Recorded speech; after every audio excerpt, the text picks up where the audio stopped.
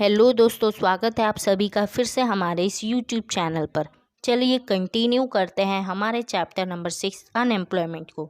यह है हमारा पार्ट 3। अगर आपने पार्ट 1 एंड 2 नहीं देखा है, please watch it, link in the I button. Now let's get started. तो इस वीडियो में हम पढ़ने वाले हैं मेजर्स टू रिड्यूस अनएम्प्लॉयमेंट। आखिर हम क्या करें कि हमारा अनएम्प्लॉयमेंट का जो प्रॉब्लम है वो कम हो सके। हमने पीछे पढ़ा कि आखिर अनएम्प्लॉयमेंट के कारण क्या क्या है, और हमने ये भी देखा कि अनएम्प्लॉयमेंट का प्रॉब्लम कितना ज़्यादा सीरियस होता जा रहा है। अनएम्प्लॉयमेंट के प्रॉब्लम की वजह से सिर्फ लोगों को पैसों की ही प्रॉब्लम नहीं हो रही है, बल्कि उनके दिमाग पे भी थोड़ा बहुत असर पड़ रहा है। थोड़ा बहुत क्या, बहुत असर पड़ रहा है। उन्हें सामाजिक तौर से भी बहुत कुछ सहना पड़ रहा है। उनकी डिग्निटी भी हर्ट होती है। पॉलिटिकल पॉइंट ऑफ व्यू से देखें तो भी ये बहुत ज़्यादा सीरियस प्रॉब्लम है। फर्स्ट 5 ईयर प्लान से ही हमारी गवर्नमेंट ने क्या सोचा कि भाई हमको अनएम्प्लॉयमेंट के प्रॉब्लम को हटाना है। 5th और 6th ईयर 5 ईयर प्लान में भी मेन ऑब्जेक्टिव क्या था हमारी गवर्नमेंट का? अनएम्प्लॉयमेंट के प्रॉब्लम को हटाने का ही। 8th 5 ईयर प्लान में भी ये सोचा गया कि हम अपने कॉन्स्टिट्यूशन में एक चेंजेस करें, जैसे कि उसमें राइट टू एजुकेशन होता है, राइट टू वोट होता है, उसमें एक चेंज किया गया। एंड राइट टू एम्प्लॉयमेंट एक फंडामेंटल राइट बनाया गया। तो हमारी सरकार पीछे नहीं है, काम तो कर ही रही है, लेकिन तो भी अनएम्प्लॉयमेंट का प्रॉब्लम सॉल्व नहीं हो रहा है। कुछ हद तक सॉल्व हुआ है, कुछ हद तक अभी भी सॉल्व नहीं हुआ है। तो अब चलिए हम पढ़ते हैं उन मेजर्स को जिसके हेल्प से हम अनएम्प्लॉयमेंट का प्रॉब्लम हटा सकते हैं। सबसे पहला मेजर है पॉपुलेशन कंट्रोल। हमारी कंट्री इंडिया में क्या हो रहा है, पॉपुलेशन तो बढ़ रहा है लेकिन बहुत ही हाई रेट से बढ़ रहा है, जिसकी वजह से अनएम्प्लॉयमेंट की प्रॉब्लम और भी ज़्यादा सीरियस होती जा रही है। पॉपुलेशन बढ़ रहा है तो क्या हो रहा है, लेबर्स बढ़ते जा रहे हैं, और लेबर्स क्या बोल रहे हैं, क्या डिमांड कर रहे हैं? जॉब की डिमांड कर रहे हैं। लेकिन एक तरफ हम देखें तो भाई इकोनॉमिक ग्रोथ भी अच्छे से नहीं हो रही है हमारी कंट्री में, जिसकी वजह से एम्प्लॉयमेंट अपॉर्चुनिटीज़ बन ही नहीं रहे हैं। तो हम उन लेबर्स को किस तरह से जॉब दें? और यही कारण है कि अनएम्प्लॉयमेंट बढ़ता ही जा रहा है। देखिए, अनएम्प्लॉयमेंट का प्रॉब्लम सॉल्व हो सकता है अगर हम पॉपुलेशन को कंट्रोल करने की कोशिश करें। तो अगर पॉपुलेशन कंट्रोल हो गया तो जिस रेट से पॉपुलेशन बढ़ रहा है वो रेट भी गिर जाएगा। पॉपुलेशन कंट्रोल हो गया, रेट भी गिर गया, तो भाई लेबर्स भी थोड़े कम हो जाएंगे, यानी कि बहुत कम लोग जॉब की डिमांड करेंगे और हमारे रिसोर्सेस थोड़े बढ़ जाएंगे। तो इस तरह से हम अनएम्प्लॉयमेंट का प्रॉब्लम सॉल्व कर सकते हैं। सेकेंड है increasing in the rate of economic development. अगर आपको अनएम्प्लॉयमेंट का प्रॉब्लम सॉल्व करना है तो आपको इकोनॉमिक डेवलपमेंट तो करना होगा, लेकिन भाई थोड़ा स्पीड में करना पड़ेगा, थोड़ा रेट बढ़ाओ। जब हमारी कंट्री में प्लानिंग करना शुरू किया गया था तब हमारी कंट्री में इकोनॉमिक डेवलपमेंट बहुत ही कम रेट से हो रहा था, 3 से 3.5% से। लेकिन फिर इकोनॉमिक डेवलपमेंट होता ही गया, और वो भी एकदम हाई रेट से। तो ये अच्छी ही बात है, और अगर इसी तरह से इकोनॉमिक डेवलपमेंट हाई रेट से बढ़ता गया तो अनएम्प्लॉयमेंट की प्रॉब्लम सॉल्व हो सकती है। लेकिन बात आती है कि हम इकोनॉमिक डेवलपमेंट को हाई कैसे करें। तो इसके लिए हम कुछ स्टेप्स ले सकते हैं, जैसे कि हम हमारे कंट्री में बहुत सारे सेक्टर्स को जोड़ सकते हैं। इसके अलावा हम थोड़े एफर्ट्स डाल सकते हैं कि लोग सेविंग करें और इन्वेस्टमेंट भी करें। इन्वेस्टमेंट कहाँ कहाँ करना है? पब्लिक सेक्टर में, प्राइवेट सेक्टर में, कोऑपरेटिव सेक्टर में। इसके अलावा एग्रीकल्चर सेक्टर में भी इन्वेस्टमेंट करना पड़ेगा। एग्रीकल्चर में इरिगेशन फैसिलिटी को बढ़ाना पड़ेगा। ग्रीन रेवोल्यूशन को फिर से हमें हर स्टेट में अप्लाई करवाना पड़ेगा। तो ये सब काम अगर हम करते हैं तो इकोनॉमिक डेवलपमेंट होगा। इकोनॉमिक डेवलपमेंट होगा तो एम्प्लॉयमेंट जनरेट होगा और अनएम्प्लॉयमेंट की प्रॉब्लम सॉल्व हो सकती है। नेक्स्ट मेजर है एम्प्लॉयमेंट ओरिएंटेड प्लानिंग। हमारी कंट्री में ये देखा गया कि हम लोग इकोनॉमिक डेवलपमेंट करने पे कुछ ज़्यादा ही जोर डाल रहे हैं। सेकेंड 5 ईयर प्लान जब से शुरू हुआ तब से हमने क्या सोच लिया कि भाई हमको पब्लिक सेक्टर और बहुत सारे बेसिक इंडस्ट्री, इन सब को इम्प्रूव करना है। बहुत कुछ हमारी कंट्री में हमको बढ़ाना है, यानी कि हमें इकोनॉमिक डेवलपमेंट करना है। अब देखिए, पहले हमारी कंट्री में इंडस्ट्रीज़ नहीं थे, तो ये सब करना ज़रूरी भी था। लेकिन अभी हमारी कंट्री का फाउंडेशन बहुत स्ट्रांग हो गया है। अब हमारी कंट्री में बहुत सारे इंडस्ट्रीज़ है, तो अब हमें क्या फोकस करना है? तो अब अपने को क्या फोकस करना है? अपने को फोकस करना है कि किस तरह से एम्प्लॉयमेंट को बढ़ाया जाए। अब इसके लिए हर स्टेट्स ने कुछ ना कुछ स्टेप्स तो लिए ही है, जैसे कि उन लोगों ने लेबर इंटेंसिव प्रोडक्शन टेक्निक का इस्तेमाल करना शुरू कर दिया। स्मॉल और मीडियम स्केल इंडस्ट्रीज भी वो लोग बनाने लगे। बिजनेस और ट्रेड को वो लोग ने ज़्यादा महत्व देना शुरू किया। एनिमल हस्बेंड्री, डेयरी डेवलपमेंट, ये सब भी करवाने लगे। अब इन सब में क्या हुआ? कैपिटल कम लगा लेकिन एम्प्लॉयमेंट बहुत ज़्यादा बढ़ गया। बहुत सारे बेसिक और स्मॉल स्केल वाले इंडस्ट्रीज़ को भी बढ़ावा मिला और वो लोग ने क्या बनाना शुरू किया? कंज्यूमर गुड्स बनाना शुरू किया। इससे हमारे इकोनॉमी को एक बहुत अच्छा सपोर्ट मिला। कंस्ट्रक्शन सेक्टर में भी एम्प्लॉयमेंट रिलेटेड प्लानिंग की गई और वहाँ पे भी थोड़ा एम्प्लॉयमेंट बढ़ाया गया। तो ये कुछ स्टेप्स कुछ स्टेट्स तो ले रही हैं और कुछ स्टेट्स को लेने की ज़रूरत है ताकि अनएम्प्लॉयमेंट की प्रॉब्लम कंट्रोल हो सके। नेक्स्ट है मेजर एम्प्लॉयमेंट ओरिएंटेड एजुकेशन। अगर हमारी कंट्री में इतना ज़्यादा अनएम्प्लॉयमेंट है तो इसके पीछे कौन जिम्मेदार है? कहीं ना कहीं एजुकेशन सिस्टम भी जिम्मेदार है, क्योंकि हमारे एजुकेशन सिस्टम में सिर्फ किताबी ज्ञान बांटा जा रहा है और हम लोग क्लर्क प्रिपेयर कर रहे हैं। अगर कोई एक पर्सन कॉमर्स से ग्रेजुएट हो जाता है या फिर मैनेजमेंट फील्ड से ग्रेजुएट हो जाता है तो भी उसमें इतनी ज़्यादा कैपेबिलिटी नहीं है कि वो खुद को सेल्फ एम्प्लॉयड कर सके, वो खुद कुछ कर सके।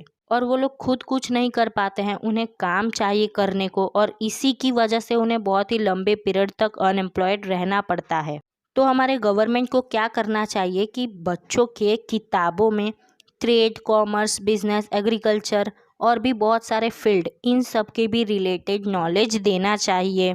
एजुकेशन सिस्टम में कुछ चेंजेस तो किए गए लेकिन भाई ये एनफ नहीं है, हमें और कुछ करना पड़ेगा। हमें एक रिवॉल्यूशनरी स्टेप लेना पड़ेगा, एक रिवॉल्यूशनरी चेंज करना पड़ेगा पूरे एजुकेशनल फील्ड में, और तभी हमारी कंट्री में ऐसे एजुकेटेड पर्सन्स खड़े होंगे जो खुद कुछ कर सकते हैं।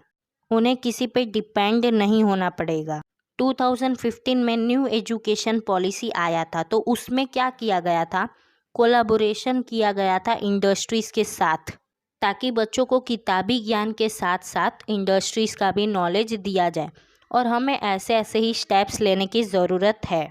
नेक्स्ट मेजर है development of cottage and small scale industries. देखिए, कॉटेज और स्मॉल स्केल इंडस्ट्री में इतनी ज़्यादा कैपेसिटी है कि भले ही आप उसमें कम इन्वेस्टमेंट करो, भले ही कम कैपिटल लगाओ, लेकिन वो लोग बहुत सारा एम्प्लॉयमेंट क्रिएट कर सकते हैं।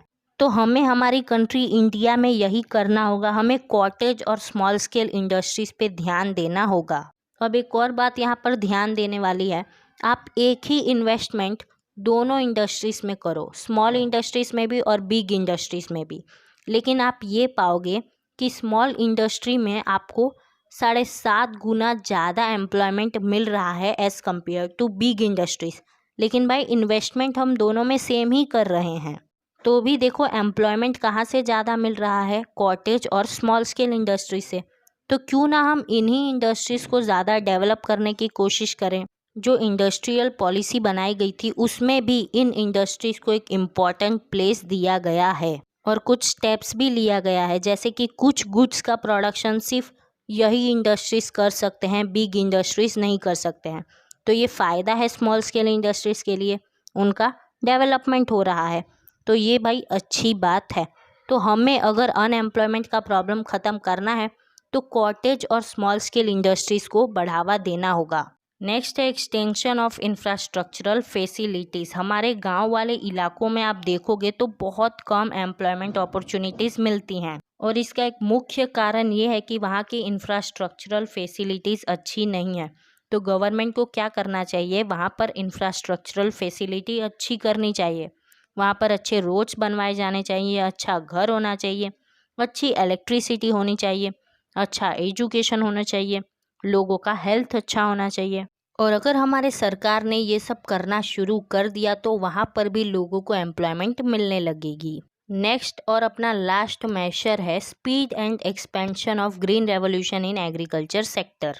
अब हमने ये बात बहुत बार देखी कि हमारी कंट्री इंडिया में बहुत ज़्यादा पॉपुलेशन है और यहाँ के बहुत सारे लोग एग्रीकल्चर पे ही डिपेंडेंट है। लेकिन एग्रीकल्चर में हमने देखा है डिस्गाइज्ड अनएम्प्लॉयमेंट होता है, यानी कि लोग को हमेशा काम नहीं मिलता है, कुछ टाइम के लिए वो लोग अनएम्प्लॉयड हो जाते हैं। अगर आपको याद होगा तो मैंने एक एग्जांपल दिया था कि कटाई होने के बाद उनको थोड़ा महीना रुकना पड़ता है, तब तक वो लोग अनएम्प्लॉयड रहते हैं। इसके अलावा हमारी कंट्री में मॉनसून का भी बहुत प्रॉब्लम है, अच्छी इरिगेशन फैसिलिटी भी नहीं है, तो इसकी वजह से क्या हो रहा है, एग्रीकल्चर सेक्टर में भी लोगों को अनएम्प्लॉयमेंट का सामना करना पड़ रहा है। तो भाई अब इसका हम क्या करें? हम ऐसा तो नहीं कर सकते हैं कि एग्रीकल्चर जो लोग कर रहे हैं उनको हटाने लगे कि नहीं तुम जाओ दूसरा काम करो, चलो यहाँ से निकलो, ऐसा तो नहीं कर सकते हैं ना। तो अगर हमको एग्रीकल्चर में अनएम्प्लॉयमेंट का प्रॉब्लम सॉल्व करना है तो हमें ग्रीन रेवोल्यूशन को फिर से लाना पड़ेगा, स्पीड में इसे करवाना पड़ेगा, खास करके गांव वाले इलाकों में। देखिए अगर अच्छे से प्लानिंग की जाए ना तो एग्रीकल्चर सेक्टर से ही हमें बहुत ज़्यादा एम्प्लॉयमेंट मिल सकता है। पीसी महल नोबिस ने ऐसा कहा था कि जब आप 1 करोड़ रुपया एग्रीकल्चर में इन्वेस्ट करोगे ना तो इससे 40,000 लोगों को एम्प्लॉयमेंट मिलेगी, साथ में प्रोडक्शन 5.7% से बढ़ जाएगा। और अगर वही 1 करोड़ आप बड़े इंडस्ट्रीज में लगाते हो तो सिर्फ 500 लोग ही एम्प्लॉयड हो पाएंगे और प्रोडक्शन बढ़ेगा सिर्फ 1.4% से। तो आप ही सोचो क्या अच्छा है। इसीलिए हमें ग्रीन रेवोल्यूशन पे फोकस करना पड़ेगा। ग्रीन रेवोल्यूशन में जो बहुत सारे स्टेप्स होते हैं जैसे minor and major irrigation, soil conservation, mix farming, forest development, harvest के रिलेटेड प्लानिंग, ये सब अपने को करवाना पड़ेगा। कहाँ पर? एग्रीकल्चर में। तो जब ग्रीन रेवोल्यूशन अच्छे से होगा तो एग्रीकल्चर सेक्टर में लोगों को एम्प्लॉयमेंट भी मिलेगी और प्रोडक्शन भी बढ़ेगा। तो ये भी एक स्टेप है जिसे हम ले सकते हैं ताकि अनएम्प्लॉयमेंट ख़त्म हो सके। अब हमारा नेक्स्ट टॉपिक है state program to solve unemployment problem. 1951 से ही फर्स्ट 5 ईयर प्लान शुरू हो गया था और ऐसा सोचा गया कि अगर हम इकोनॉमिक डेवलपमेंट करने पे ध्यान देंगे तो अनएम्प्लॉयमेंट का प्रॉब्लम सॉल्व हो जाएगा, लेकिन एक्चुअली में ऐसा हुआ नहीं। इसीलिए 5th 5 ईयर प्लान जब शुरू हुआ तो हमारी गवर्नमेंट ने बहुत सारे प्रोग्राम शुरू किए ताकि अनएम्प्लॉयमेंट को ख़त्म किया जा सके। चलिए पढ़ते हैं उन प्रोग्राम्स को। सबसे पहला है Mahatma Gandhi national rural employment guarantee act. फरवरी 2006 में ये वाला जो एक्ट है इसे स्टार्ट किया गया था। क्यों स्टार्ट किया गया था? ताकि जो लोग रूरल एरियाज़ में रह रहे हैं, बैकवर्ड एरिया में रह रहे हैं, उन्हें भी एम्प्लॉयमेंट मिल सके। पहले तो इस एक्ट का नाम नरेगा ही था, लेकिन 2 अक्टूबर 2009 को ये मनरेगा हो गया। इसे और सफल बनाने के लिए 2 फरवरी को एम्प्लॉयमेंट डे के रूप में मनाया जाता है। अब एक्चुअली में इस प्रोग्राम में होता क्या है, इस प्रोग्राम में ऐसा है कि गांव वाले इलाकों के हर फैमिली से एक मेंबर को काम मिलेगा ही मिलेगा। कितने दिन तक? तो साल में 100 दिन तक तो मिलेगा ही।